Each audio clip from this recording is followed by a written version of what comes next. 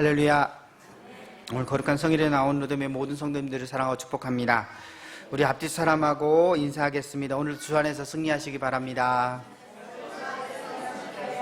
다시 한번 인사합니다. 지난 한 달도 잘 지내셨습니다. 이번 한 달도 잘 지내십시다.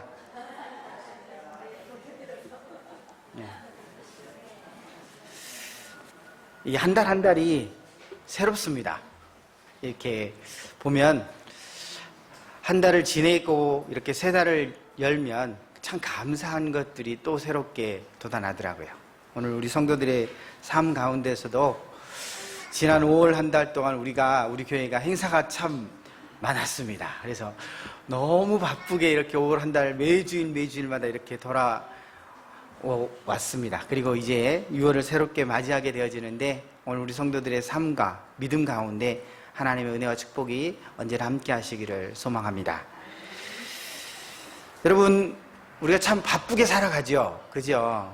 그래서 요즘 우리가 사는 또 시대를 가리켜서 4차 산업혁명의 시기다라고 그렇게 명명을 하더라고요.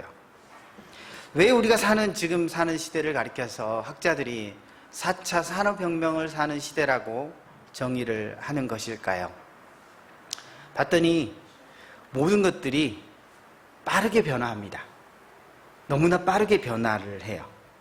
그리고 그 빠르게 변화하는 그 시대 속에서 오늘 우리가 산업의 모습들을 가지고 있기에 4차 산업의 혁명 가운데 오늘 우리가 살아간다라고 정의를 하고 있더라고요. 그러다 보니까 하루가 멀다 하고 바뀝니다. 하루가 멀다 하고 뭐가 바뀌어요. 얼마 전에 뉴스를 봤더니 이제는 여러분 은행 가셔서 통장 만드는데도 이제 종이 통장은 돈 내고 하셔야 된대요. 네, 그 기사를 봤어요. 앞으로 그렇게 갈 거랍니다. 그런데 여러분 그러다 보니까 우리 젊은 사람들은 은행에 잘 안 가요. 뭘로 해요? 핸드폰으로 다 합니다.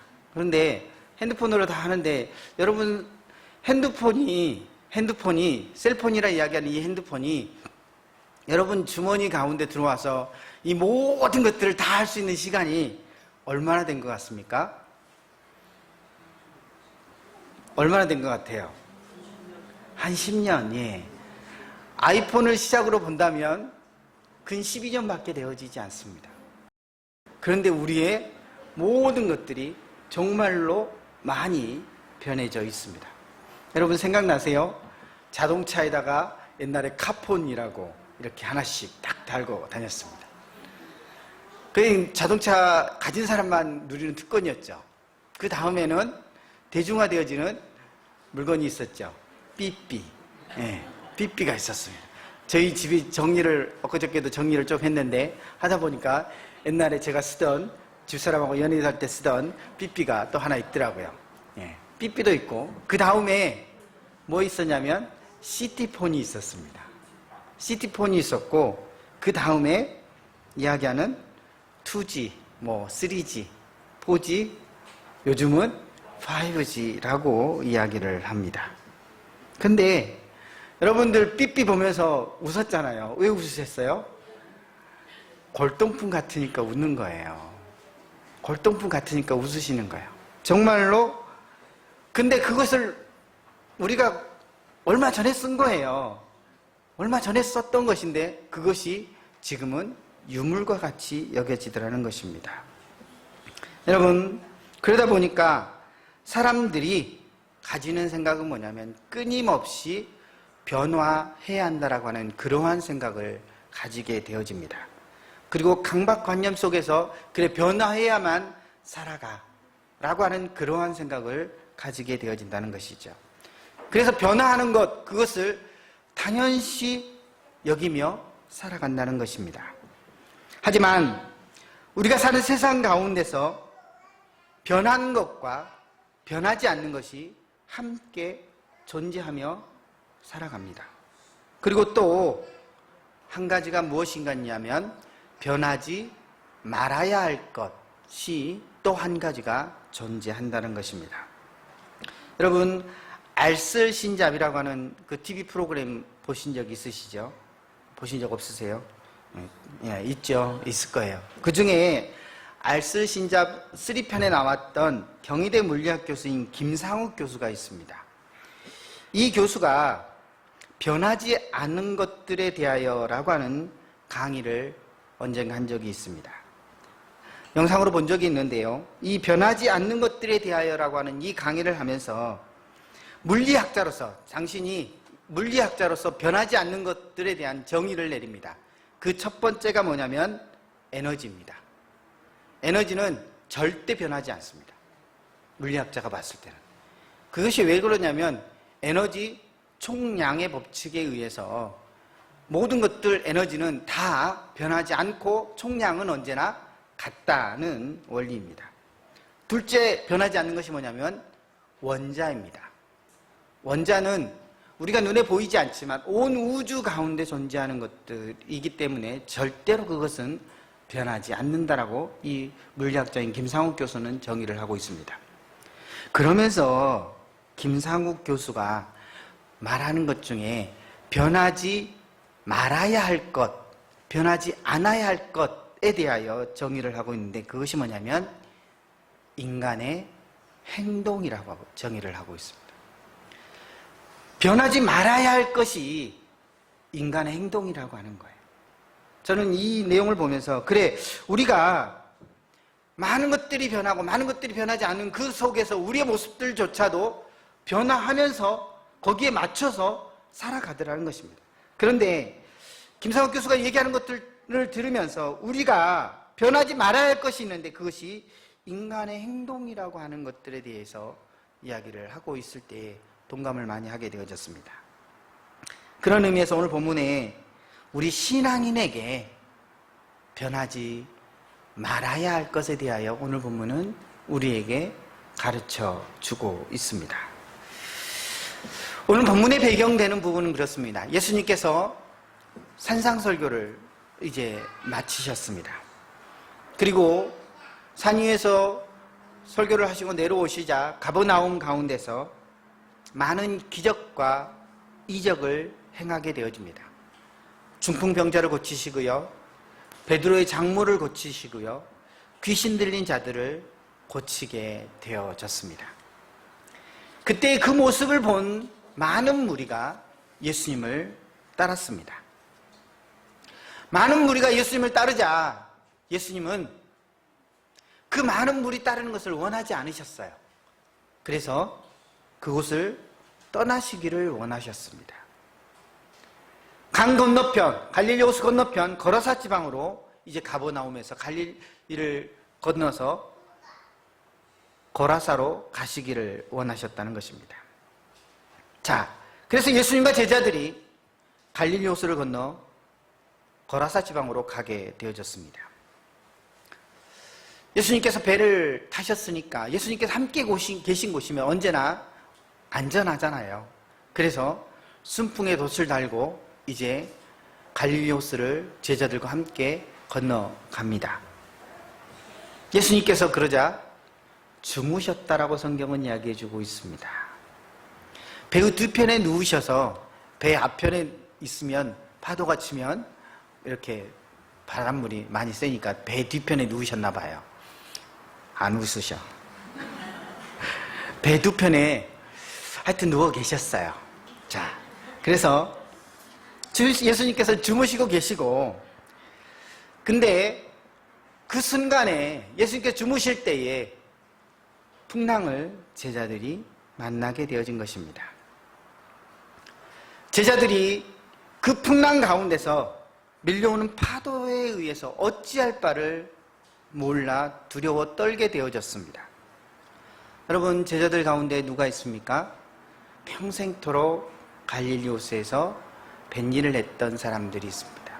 베드로와 야고보와 안드레와 요한 같은 사람들이 그러한 사람들입니다. 그들은 평생 동안 이 갈릴리 호수에서 나고 자라며 고기를 잡고 업을 삼아서 그렇게 살아왔던 그러한 사람들이에요. 그런데 그러한 사람들에게 이 불어오는 세찬 풍랑이 얼마나 셌는지는 모르지만 그들조차도 어찌할 수가 없어서 다 죽게 되었구나 라고 생각할 정도로 파도와 풍랑이 그들에게 밀어 닥치게 되어졌다는 것입니다.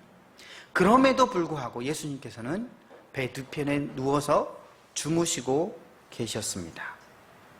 여러분, 예수님이 누구십니까? 만왕의 왕이요 천지 만물을 주관하시는 하나님이십니다. 그런데 그 제자들은 예수님이 오늘 그러한 하나님이 우리와 나와 함께 하시다고 하는 것을 깨닫지를 못하는 겁니다. 어쩌면 그들은 예수님께서 이 배를 타기 전에 가버나움에 행하셨던 놀라운 기적과 이적들과 표적들을 바라보면서 예수님께서도 지금 이 순간에 일어나시면 이 풍랑을 다 잔잔케 하실 수 있을 거야 라고 하는 그 믿음조차도 그들에게는 지금 없다라고 하는 것입니다. 그래서 제자들은 풍랑 앞에서 두려웠습니다. 아, 죽게 되었구나 라고 고백할 수밖에 없었습니다. 그때에서야 자신들의 힘으로, 자신들의 능력으로 더 이상 되어지지 않을 때에 제자들은 주무시는 예수님께 나아갔습니다. 그리고 예수님께 이야기합니다. 우리가 다 죽게 되었으므로 주님 좀 일어나십시오 라고 소리를 지르고 있습니다. 여러분, 제자들이 주무시는 예수님께 나아가서 깨우실 때에 좋은 소리로 예수님 좀 일어나십시오 라고 그렇게 깨우는 것 같습니까? 그렇지가 않습니다. 오늘 본문은 잘 기록해 주지 않지만 함께 기록되어진 이 공간복음의 내용들 가운데서 마가복음 4장의 내용을 보면 이렇게 이야기를 합니다. 우리가 죽게 된 것을 왜 돌보지 않으십니까? 라고 따지듯이 주님께 좀 일어나십시오. 우리가 죽게 되어졌는데 왜 주무시고 계십니까? 라고 주님께 그렇게 따지듯이 지금 이야기하고 있는 것입니다. 여러분, 왜 제자들은 풍랑 속에서 예수님께 원망과 실망이 섞인 목소리로 우리가 죽게 되었나이다 라고 외치고 있습니까? 그것은 단 한 가지입니다. 지금 내가 어려운 상황 가운데 있는데 왜 예수님은 가만히 계십니까? 라고 하는 그 이야기를 해주고 있는 겁니다. 만왕의 왕이시오 천지 만물을 주관하시는 하나님이시면 왜 가만히 계시느냐 하는 것입니다. 제자들은 그것이 지금 마음에 들지 않는 것입니다. 여러분, 우리가 신앙생활을 하다 보면 오늘 이 제자들과 똑같은 모습을 우리가 가질 때가 있습니다. 우리의 생각과 다르게 행하시는 예수님, 그 주님을 우리의 신앙생활을 하는 가운데서 마주칠 때가 많이 있더라는 것입니다.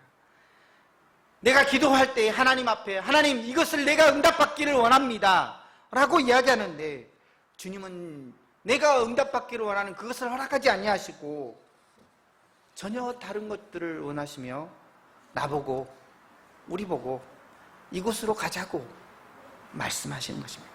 그러면서 이것이 너에 대한 응답이라고 주님이 말씀하신다는 것입니다. 그럴 때 어떻게 될까요? 그럴 때 우리의 믿음의 모습이 다 드러나게 되어진다라고 하는 것입니다. 여러분, 우리가 신앙생활하면서 우리의 믿음이 언제 흔들린다고 생각을 하십니까?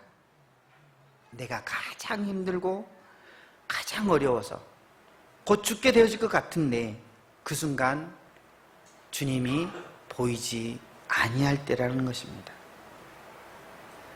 그럴 때에 우리의 신앙은 흔들리는 겁니다. 그러면서 그 가운데서 시험에 빠져들게 되어지는 것이에요. 오늘 제자들이 딱 그 모습입니다. 오늘 우리의 신앙의 모습들도 다 그 모습일 수 있습니다. 그러나 그것은 전적인 우리의 오해다라고 성경은 말하여 주고 있습니다. 우리의 신앙 가운데서 가장 큰 어려움은 뭐냐면 하나님에 대하여 우리가 오해하는 것입니다. 사람의 오해는 하나님이 풀어주실 수가 있어요. 그렇습니다.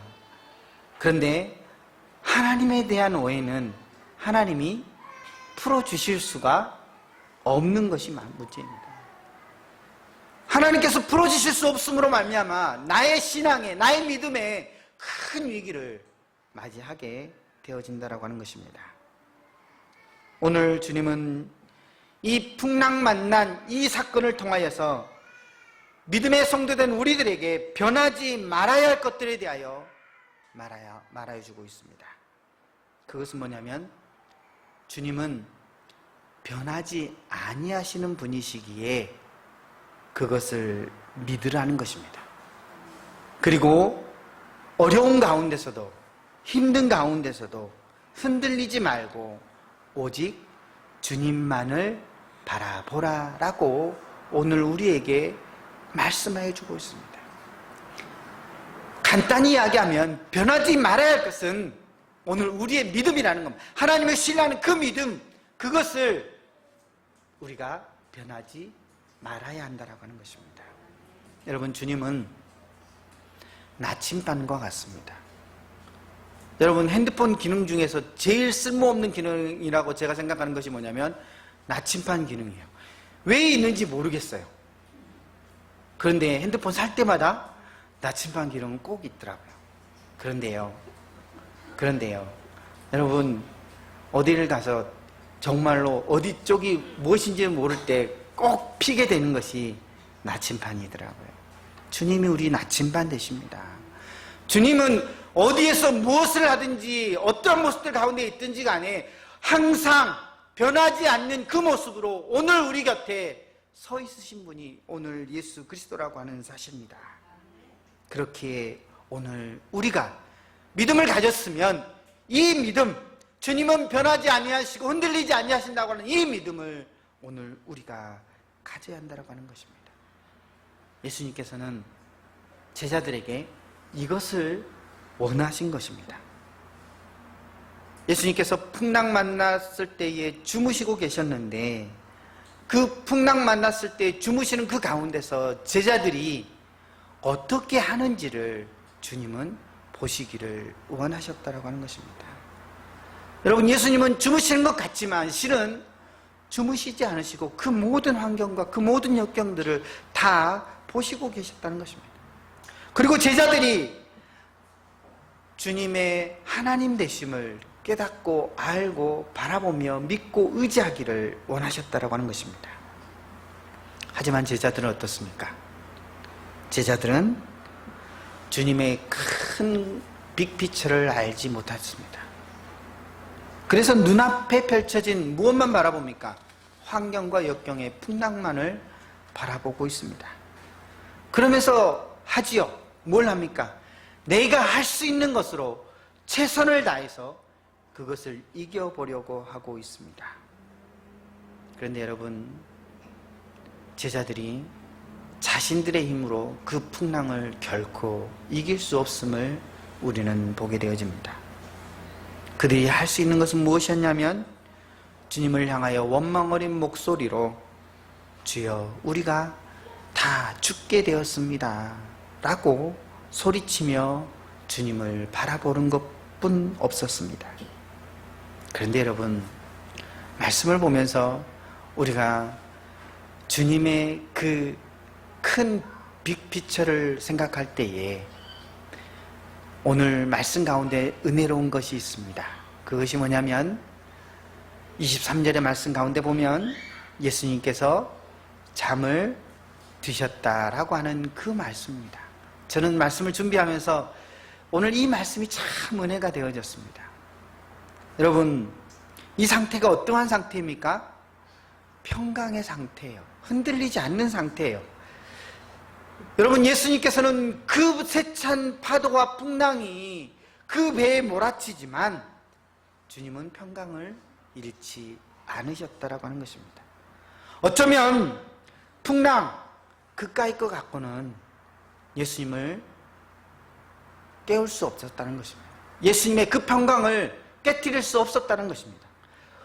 험한 물결 그까이 것 갖고는 주님을 흔들어 깨울 수가 없었다라고 하는 것입니다. 그렇기에 오늘 우리에게 오늘 본문은 가르쳐주고 있습니다. 인생의 위기를 만났을 때에 누구를 바라보아야 하는가를 가르쳐주고 있습니다.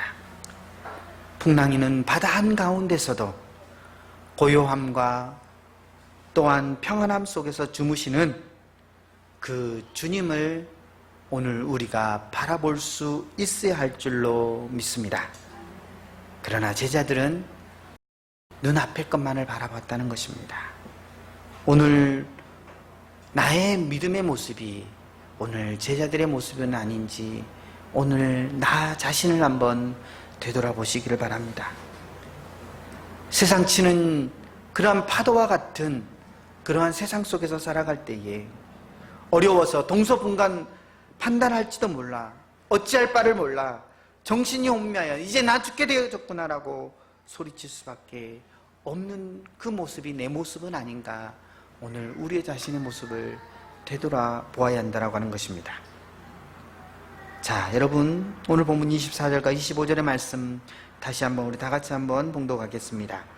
제자들이 나와 깨워 이르되 주여 주여 우리가 죽겠나이다 한데 예수께서 잠을 깨사 바람과 물결을 꾸짖으시니 이에 그쳐 잔잔하여지더라. 제자들에게 이르시되 너희 믿음이 어디 있느냐 하시니 그들이 두려워하고 놀랍게 여겨 서로 말하되 그가 누구이기에 바람과 물을 명함에 순종하는가 하더라. 아멘. 제자들이 우리가 다 죽게 되어졌다라고 소리쳐 주님을 깨웠습니다. 그때 주님께서 일어나사 풍랑이는 바다를 향하여 잠잠하라 하심에 그 풍랑이는 바다가 잠잠하여졌습니다. 그리고 제자들을 향하여 책망하십니다. 뭐라고 책망하십니까? 너희 믿음이 어디 있느냐라고 책망을 하시고 있습니다. 여러분, 믿음이 무엇일까요? 믿음은 예수 그리스도를 나의 삶의 주인으로 인정하는 것이 믿음입니다. 오늘 우리의 삶의 방향을 그분에게로 바꾸는 것, 전인격적인 그러한 모든 것들의 변화, 그것이 바로 믿음입니다. 그리고 모든 것을 이루시는 분은 하나님이시다라고 하는 절대신앙을 갖는 것, 그것이 바로 믿음입니다. 오늘 제자들은 그 절대신앙이 없었어요. 모든 것을 이루시는 분이 주님이시라고 하는 것을, 그 믿음이 없었습니다. 삶의 주인으로 인정하는 그 믿음이 없었습니다. 그 믿음이 없으니까 주님을 향한 시선을 두지 못했다라고 하는 것입니다. 여러분, 우리가 삶을 살아가면서 무엇을 바라보아야 할지를 놓치게 되어지면 어떻게 되어지는지 아십니까? 죽게 되어지는 겁니다. 간단히 말하면 죽게 되어지는 거예요. 누구를 바라보아야 하는지를 알면 어떠한 상황 가운데서도 오늘 우리의 삶 가운데 평강이 찾아오게 되어져 있습니다. 사랑하는 성도 여러분, 오늘 믿음을 가진 우리가 우리의 구원자 되어주시는 예수 그리스도를 바라볼 줄 알아야 할 줄로 믿습니다. 그리고 우리의 시선을 주님께 고정하십시오. 그래야 우리가 살 수 있습니다. 그래야 우리가 우리의 삶 가운데서 평강을 누릴 수 있습니다. 그래서 히브리서 기자는 이렇게 고백을 합니다. 믿음의 주요 또 온전케 하신 이인 예수를 바라보자라고 이야기하여 주고 있습니다. 믿음의 주여 또 온전케 하시는 예수, 오늘 그 예수를 우리가 바라보고 나아갈 수 있는 로뎀의 모든 성도들이 다 되시기를 축원합니다. 그렇다면 우리가 또 한 가지를 깨달아야 할 것이 있습니다. 주님이 타신 그 배가 왜 풍랑을 만났느냐 하는 겁니다. 예수님이 거기 계시는데 왜 풍랑을 만났느냐? 오늘 이 본문을 보면서 우리가 이러한 질문을 던질 수 있어야 합니다. 제자들이 강 건너러 가고자 했습니까? 아닙니다. 예수님께서 가버나움에서 많은 이적과 기적을 행하심으로 많은 무리가 따르니까 예수님께서 그것을 조금 이렇게 하셔서 강을 건너, 갈릴리 강을 건너서 거라사 지방으로 가시기를 원하셨습니다. 그래서 예수님께서 가자, 강 건너로 라고 말씀하신 거예요. 제자들은 한 것은 예수님의 말씀에 따라서 네, 알겠습니다 라고 그 말씀에 따라서 그 강을 건너간 것 뿐이에요. 그런데 풍랑을 만나게 되어져 죽게 되어진 거예요. 그런데 오늘 본문에 왜 주님이 타신 배가 풍랑을 만났는가에 대한 답을 함께 주고 있습니다. 제가 방금 전 말씀드렸지만 23절의 말씀에 예수님께서 잠을 주무시다라고 하는 그 말씀에 답이 있습니다. 풍랑이는 바다 위에서 주님은 주무시고 계셨습니다. 그리고 일어나셔서 주님께서 한마디 하십니다. 풍랑이는 바다와 그 파도를 위해서 한마디 하십니다. 잠잠하라, 고요하라, 한마디 하십니다. 자, 주님께서 일어나셔서 잠잠하고 고요하라 했을 때 그 풍랑이 다 잠잠하게 되어졌다면 예수님께서 탄 배가 풍랑을 만난 이유는 단 한 가지입니다. 무엇이냐면 주님께서 제자들의 믿음을 시험하신 겁니다. 테스트하신 거예요.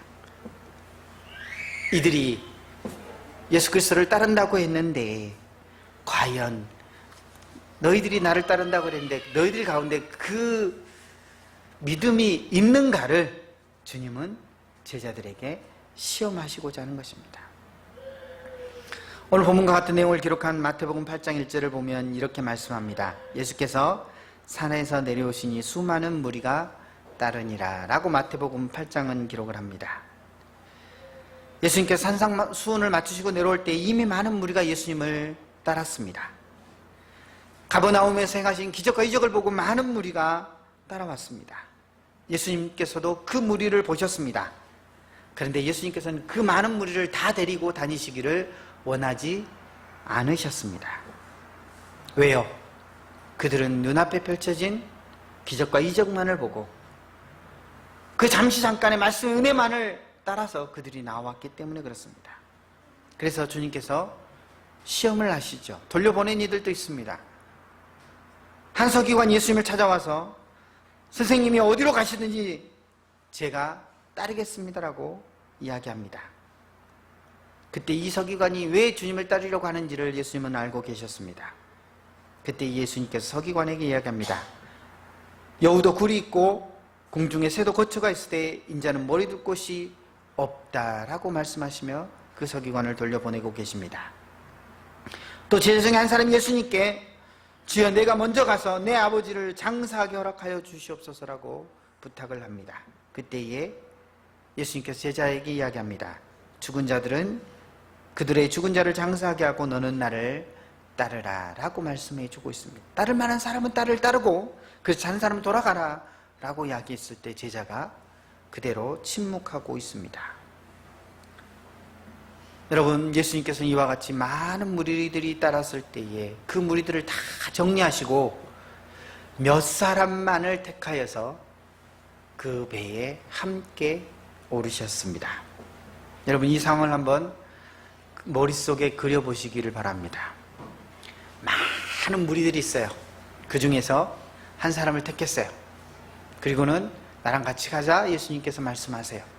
그러면 내 모습은 어쩔지 모르지만 만왕의 왕 되신 예수님께서 나와 함께 가자 했을 때 많은 무리 중에 내가 택함을 받았잖아요.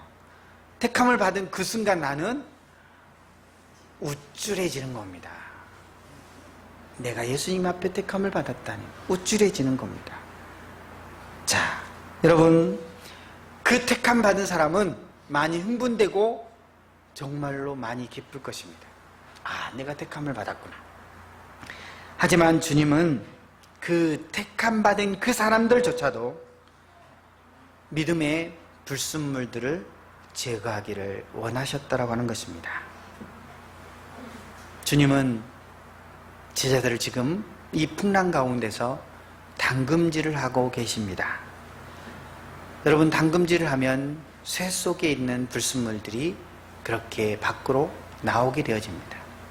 그래서 쇠가 단단해지는 것이죠.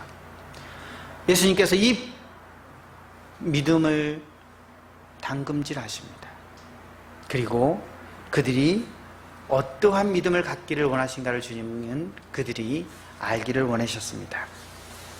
그런 주님의 마음과는 정반대로 그 제자들은 지금 죽겠다고 야단입니다. 여러분, 오늘 우리 안에 있는 믿음의 모습들 가운데서 불순물은 없는지 오늘 되돌아보시기를 바랍니다. 내가 주님의 일을 한다고 하지만 나 자신을 위한 것이 얼마나 많은지 되돌아보시기를 바랍니다. 내가 주님을 위해 산다고 하지만 불순한 것이 얼마나 많은지 내 믿음의 모습을 되돌아보아야 합니다. 하나님의 영광을 찾는다고 하지만 내 자신의 영광을 위한 것이 아닌지 오늘 우리는 다시 되돌아보아야 합니다. 지금 주님은 오늘 우리의 믿음 가운데 있는 그러한 불순물들을 제거하기를 원하십니다. 그리고 오늘 우리가 순전한 신앙의 길을 걷고자 원하십니다. 그런데 주님이 오늘 우리의 믿음을 달아보셨을 때에, 우리의 신앙에 가는 길을 달아보셨을 때 그것이 부족하시면 우리의 삶을 흔들어 놓으실 때가 있습니다. 우리의 삶을 흔들어 놓으실 때가 있어요. 그 순간에 오늘 본문의 제자들과 같이 살려고 야단치는 것이 아니라 하나님께서 왜 내 삶을 흔드시는가, 그 이유를 그 자리 가운데서 발견할 수 있어야 합니다. 여러분, 주님께서 우리의 삶을 흔드시는 이유는 단 한 가지입니다. 우리 속에 있는 불순물들을 제거하시고 믿음 가운데서 온전히 세워 하나님이 사용하시기를 원하신다라고 하는 것을 깨달으시는 여러분들 되시기를 축원합니다. 주님은 오늘 우리 로뎀의 모든 성도들을 축복하기를 원하십니다. 삶 가운데 어려운 그 모습들을 살기 원하지 않으십니다. 그러나 주님은 때때로 우리의 삶을 흔드실 때가 있습니다. 그때에 오늘 이 말씀을 다시 한번 묵상할 수 있는 로뎀의 모든 성도님들 다 되시기를 축원합니다. 이제 말씀을 정리합니다. 지금 여러분의 삶이 흔들리고 있습니까? 지금 여러분의 인생이 요동치고 있습니까? 그것은 지금 우리가 흔들리고 있는 것을 바라보고 있기 때문입니다. 우리의 인생 가운데 흔들리지 않는 삶을 살기 위해서는 흔들리지 않는 것을 바라보아야 합니다. 세상 가운데서 흔들리지 않는 것은 오직 예수 그리스도밖에 없습니다. 우리가 이 믿음을 갖고 이 믿음이 변하지 않는 그러한 신앙생활을 우리가 가져야 할 줄로 믿습니다. 그래야 나침반과 같은 예수님을 바라보며 길을 잃어버리지 아니하고 올바른 삶의 길, 신앙의 길, 믿음의 길을 우리가 걸어갈 수 있다라고 하는 것입니다. 또한 우리의 삶이 흔들렸다면 왜 주님께서 우리의 삶을 흔들시는지를 잘 생각하시기를 바랍니다.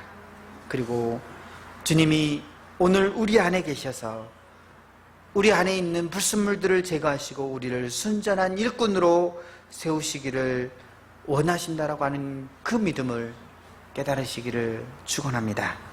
오늘 이 자리에 있는 로뎀의 모든 성도님들이 이러한 사실을 깨달을 때에 하나님의 복을 누리고 하나님의 기쁨과 하나님이 주시는 감사함 가운데서 하나님의 나라의 확장을 위하여 힘써 일하는 믿음의 온전한 일꾼들이 되어져 하나님의 복을 다 누리게 되어지는 로뎀의 모든 성도들이 다 되어질 줄로 믿습니다. 기도하겠습니다.